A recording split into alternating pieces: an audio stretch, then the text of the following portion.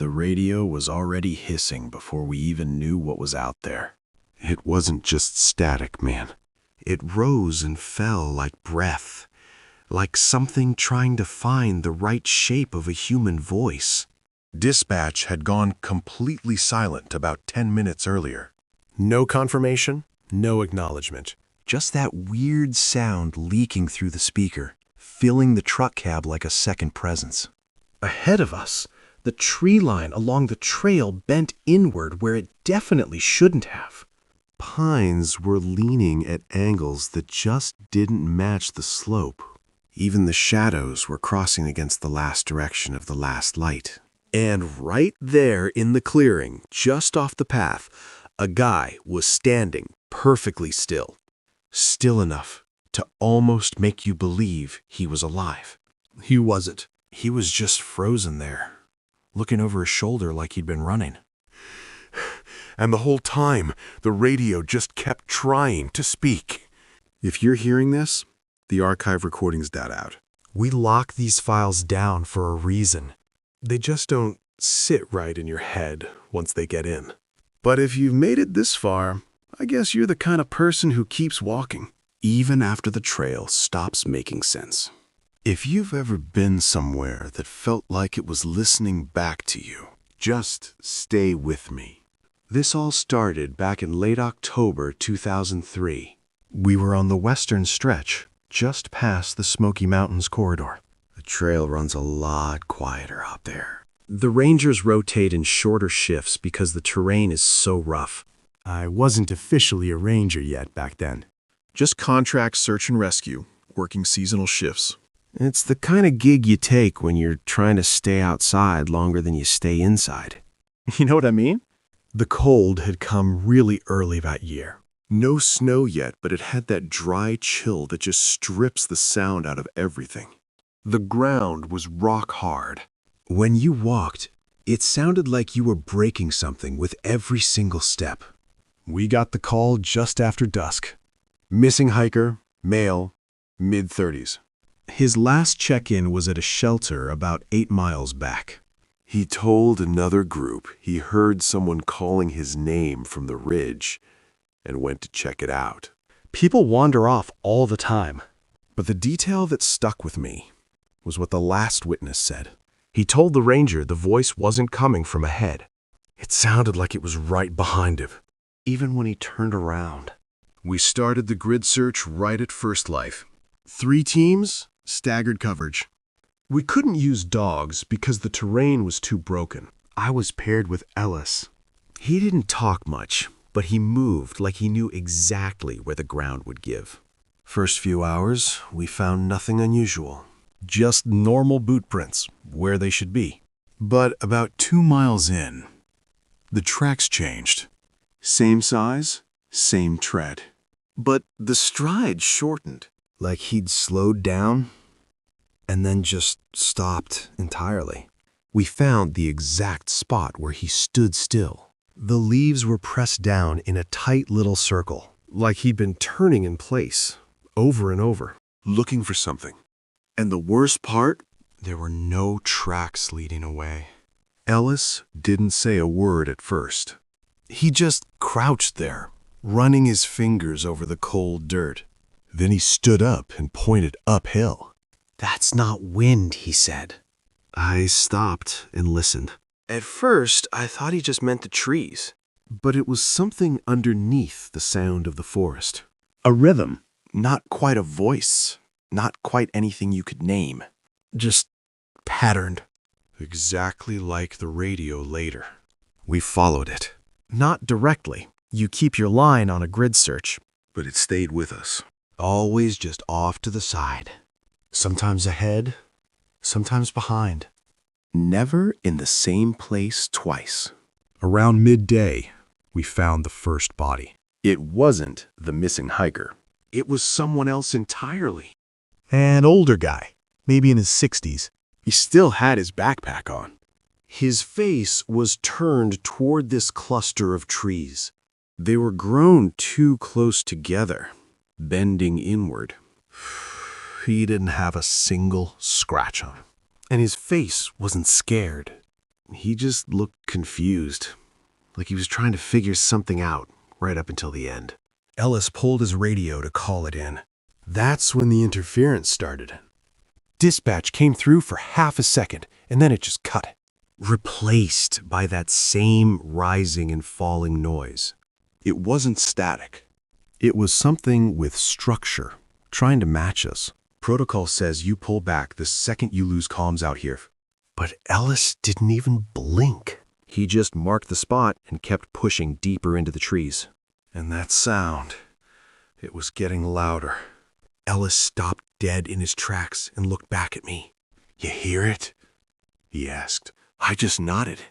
It's closer now, he told me. Means we're not the first ones it followed. We found the second body about an hour later. This one was just wrong.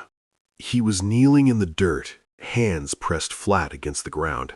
His head was tilted, like he was listening to something buried underneath. There were no injuries on him either. But his boots, they were completely filled with dirt, packed in tight around his ankles. Like he'd just stood there while something slowly buried his feet. That's when I really started to feel it. Not fear, exactly, but this sense that the space around us was broken. Distances felt totally off. We'd pass a fallen log, and 10 minutes later, we'd pass it again. Like the trail was folding over itself. Ellis stopped near a break in the ridge and turned to me. You got anyone back home who knows where you are? He asked. I told him no. He just nodded, like that confirmed something terrible. Good, he said. Less for it to work with. That was the very first time I felt actual fear out there. The kind that just freezes your blood. By late afternoon, the light started dropping way faster than it should have. The sun was still up, but the woods were dimming. Like something massive was just pulling a blanket over the trees. Swallowing up the true. That's when we heard it, loud and clear. A voice. It was calling my name. Soft, familiar, but completely wrong. And it was coming from right behind me. I spun around, but there was nothing there. Just empty trees. Ellis grabbed my shoulder hard. Don't answer, he whispered. And right then, the voice shifted. It stopped using my name and started using his. He just froze. For the first time since we met, Ellis actually looked unsure of himself. He muttered that it learned faster this time. I asked him what the hell it was. He wouldn't even look at me. He just stared into the trees and said, "It's what's left after people stop being where they're supposed to be." It didn't make sense then, and it sure doesn't now. The worst part came right before dark. We hit this clearing that definitely wasn't on any map. The ground was perfectly smooth, almost polished. And the trees, they were all bending inward, like they were leaning in to watch us. Right in the center of it all, there was movement. It wasn't a person. Not really. It stood like a man, but the edges of it were soft and blurry. Like it couldn't quite hold itself together in one piece. Then it turned to look at us, but it didn't move all at once. It moved in pieces, head first, then the shoulders catching up. It didn't have a face, but I knew it was staring right at us. Suddenly, the radio in Ellis's hands started screaming. It wasn't just hissing anymore. It was a dozen layered voices all overlapping and fighting to speak at the exact same time. It was deafening. Through all that noise, I heard my own voice, clear as day, telling me to step closer. Ellis backed up and yelled at me not to let it finish. Whatever it was trying to become, we couldn't let it finish. The thing took a step toward us. The ground didn't crunch. There was no sound at all. But the distance between us closed way faster than it should have. It was right on top of us. I don't even remember deciding to run. 1 second I was frozen, and the next I was sprinting blindly into the trees. Branches were tearing at my jacket. My lungs were absolutely burning. I just had to get out of there. Those voices were right behind me, matching my pace without making a single sound. I realized Ellis was beside me, and then he just wasn't. I heard him shout something in the distance, but I didn't stop. I never looked back. I ran until my lungs felt like they were bleeding. Then, the trees finally started to thin out. The truck came into view like a ghost. It was the only real thing left in a world that stopped making sense. I don't even remember opening the door. I just threw myself inside and slammed it shut. I locked it, like a piece of glass and metal could actually keep that thing out. I just sat there in the dark, trying to remember how to breathe. The silence in the cab was deafening. I kept waiting for something to come out of the trees, but the truck wasn't quiet. The radio was already on. It was hissing, breathing, trying to find the right shape for a voice. I sat there for a long time before it hit me. The voice coming through the speaker wasn't calling my name anymore. It was using Ellis's. They found me at dawn. I was just sitting there, the truck still idling. I was completely alone. 3 search teams pulled up right behind me. They were banging on the glass, asking a million questions, but I didn't have any answers for them. They geared up and went back out into the woods. They searched for days, but they didn't find Ellis. They didn't find the clearing or the bodies. The official report blamed it on disorientation, environmental factors, and early onset hypothermia. They closed the whole case in a week, but they kept the recordings. I know, because I heard them again years later when I got my Ranger badge. The sound is clearer now. It's getting closer to understanding how we sound when we're alive. I left the service not long after that. It wasn't because of what happened out there in the woods. It was because of what started happening after I came back. Sometimes, late at night, when everything gets quiet enough, I hear it again. It's not out in the trees anymore. It's inside the house. I just lie there in the dark, listening to it move from room to room.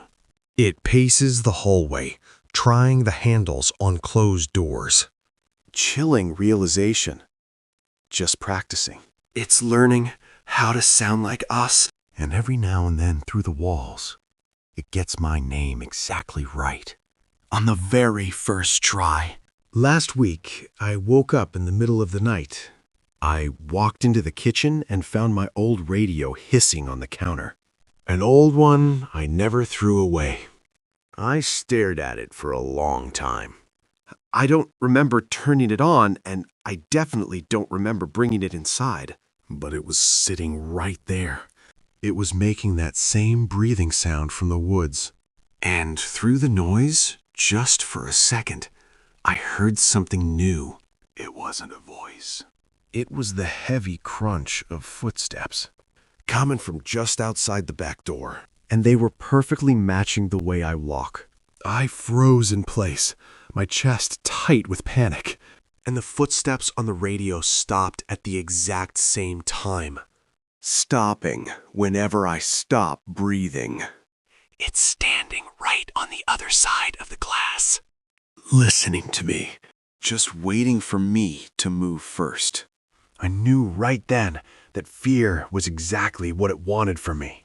It fed on that hesitation, that looping, endless panic that keeps you frozen in place while it closes in. If I stayed still, I was just another victim. Just another guy waiting to be buried in his own boots out in the woods.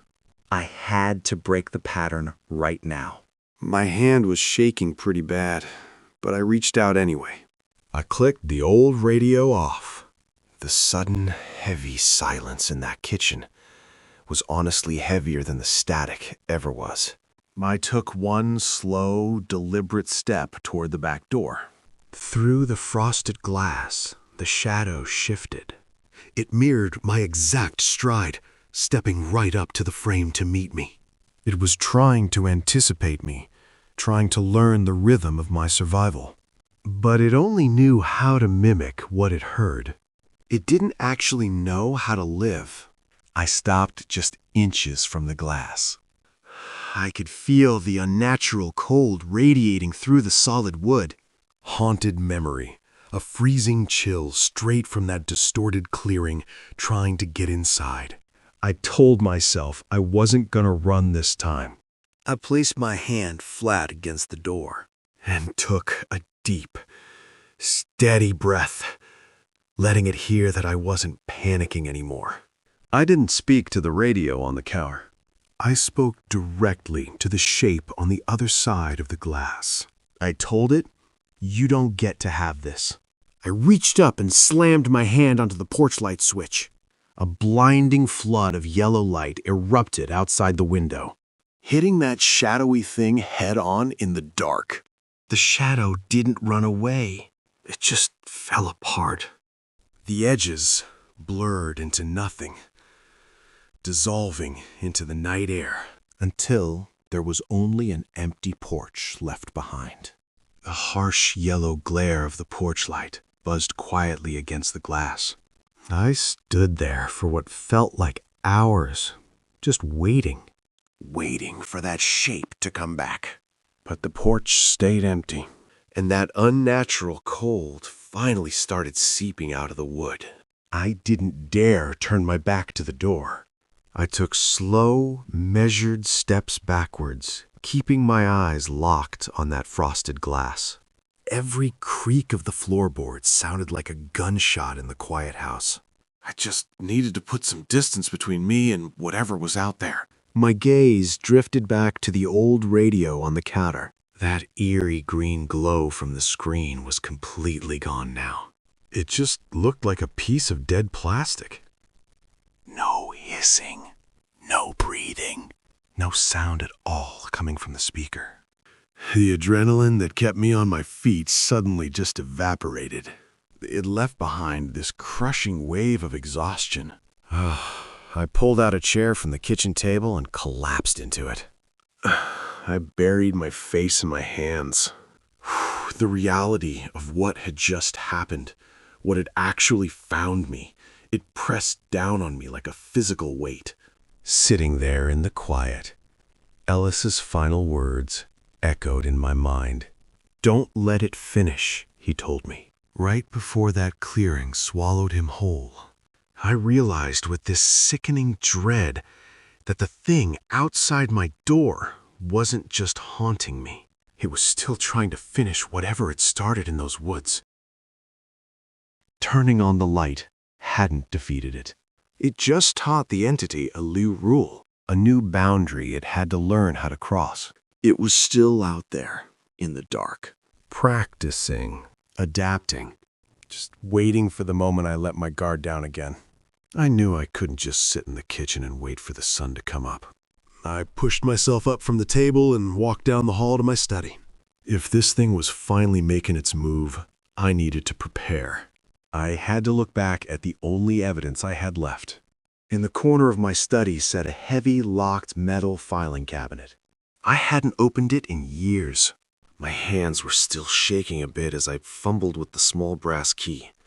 The drawer groaned as I pulled it open. It released this stale scent of old paper and dust. Inside the drawer was a single battered cardboard box.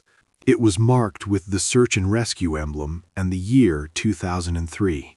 I lifted it out carefully. You could feel the weight of the memories hidden inside. This box held the official reports, the maps we used, and the things the department tried to bury. I set the box down on my desk and opened the flaps. Inside was a chaotic stack of manila folders and a few evidence bags. Sitting right on top was a clear plastic case with an audio cassette tape. The handwritten label just read Ellis, comms. It was the physical proof of the impossible voices we heard on the trail. I know they kept the recordings because I heard them again years later. I was a full ranger by then, and I had clearance I really shouldn't have asked for. It was the exact same sound. The exact same pattern we heard out in the woods. Only now, it was clearer. It was closer to actual words. Closer to something that finally understands exactly how we sound when we're alive. I left the service not long after I heard that tape. And it wasn't because of what happened out there on the trail. Say, in a natural American voice, grim confession, I left because of what started happening after. Sometimes, late at night, when everything gets quiet enough, I hear it again. It's not outside anymore. It's inside the house. I can hear it moving from room to room, trying the doors, just practicing. And every now and then, in the dead of night, it gets my name exactly right. On the very first try. Last week, I woke up to my old radio hissing on the kitchen counter. I don't remember turning it on, and I definitely didn't bring it inside. But it was sitting right there. And through all that static, just for a second, I heard something new. It wasn't a voice this time. It was footsteps.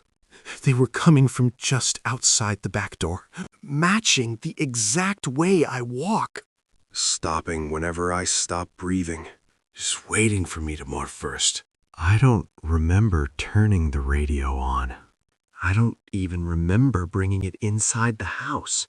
But it was sitting right there on the counter. And through the static, just for a split second, I heard something completely new.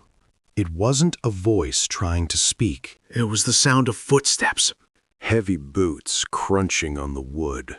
Coming from just outside my back door. And they were matching the exact way I walk. They're pacing me through the walls, learning my rhythm in the dark. I took a slow step back from the counter. Just to see what it would do. Just to know for sure if I was crazy. It took a step, too, right at the exact same time I did. Like a dark reflection in a dirty mirror. So I stopped moving entirely. I locked my knees and stood dead still. I even stopped breathing. And the shadow outside stopped too. Right there, on the edge of the porch. Just standing there in the cold. It knows I'm in here. It knows I can't hold my breath forever. It's just waiting for me to make a move. So, if you're listening to this tape, don't go looking for the trail. Because once it finds your rhythm, it never stops.